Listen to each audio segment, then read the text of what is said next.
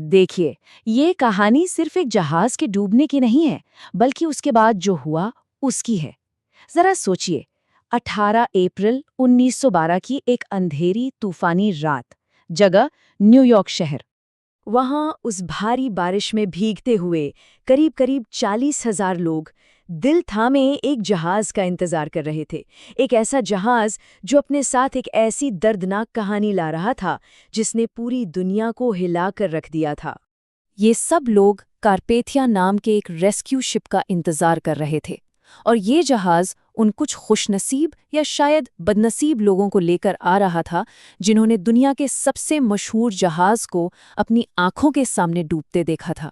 वो ही जहाज जिसके बारे में पूरी दुनिया को यकीन था कि वो कभी डूब ही नहीं सकता।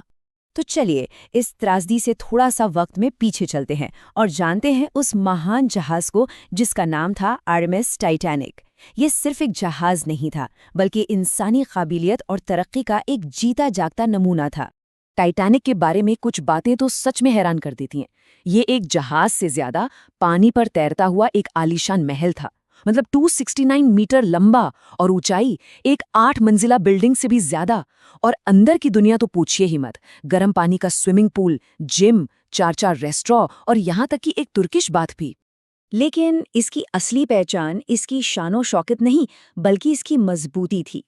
इसका पहला सेफ्टी फीचर था डबल बॉटम हल। इसका सीधा सा मतलब ये है कि जहाज के निचले हिस्से में स्टील की एक नहीं बल्कि दो परतें थीं।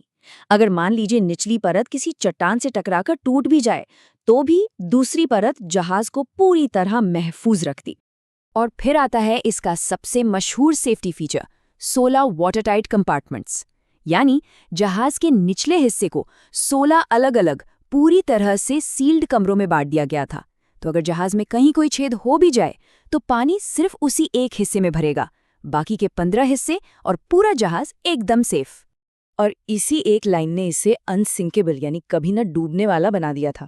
इसके डिजाइनर्स का दावा था कि अगर इसके 16 में से 4 कंपार्टमेंट भी पानी से लबालब भर जाएं, तब भी टाइटैनिक तैरता रहेगा। और एक साथ 4 कंपार्टमेंट्स में छेद हो जाना उस जमाने में लगभग नामुमकिन माना जाता था। तो सवाल ये है कि जो चीज़ नामुमकिन थी वो हकीकत कैसे बन गई। यहीं से कहानी में एंट्री होती है उन छोटी छोटी गलतियों की जो एक के बाद एक जुड़ती गई और एक बहुत बड़ी तबाही की वजह बन गईं। गलतियों का ये सिलसिला कुछ ऐसा था। पहले तो एक दूसरे जहाज में आई खराबी के चक्कर में टाइटैनिक को जल्दबाजी में रवाना करना पड़ा। फिर बिल्कुल आखिरी मिनट में एक सीनियर ऑफिसर को बदल दिया गया और उस ऑफिसर के पास दूरबीन के लॉकर की चाबी थी जो वो अपने साथ ही ले गया।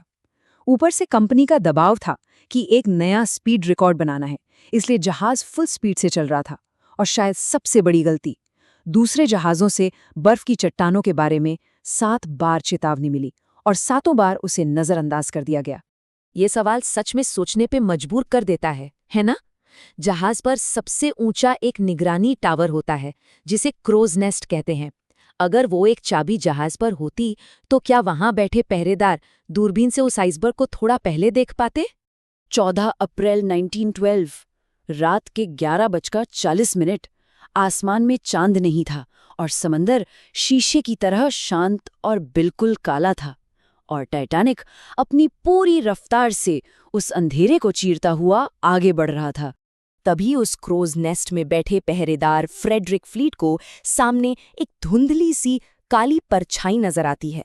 वो फौरन 3 बार घंटी बजाता है और फोन पर चिल्लाता है, आइसबर्ग राइट अहेड, सामने आइसबर्ग है। लेकिन बिना दूरबीन के जब तक वो उसे देख पाया तब तक बहुत ज्यादा देर हो चुकी थी। याद है वो जादुई नंबर, वो संख्या जिसके टूटने पर भी टाइटैनिक को कोई खतरा नहीं था, 4 कंपार्टमेंट। लेकिन टक्कर के बाद जब जहाज के कैप्टन और डिजाइनर ने नुकसान का जायजा लिया तो उनके होश उड़ गए।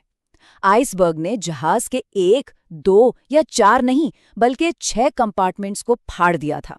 और अब ये बात तय थी, कभी न डूबने वाला जहाज अब डूबने वाला था।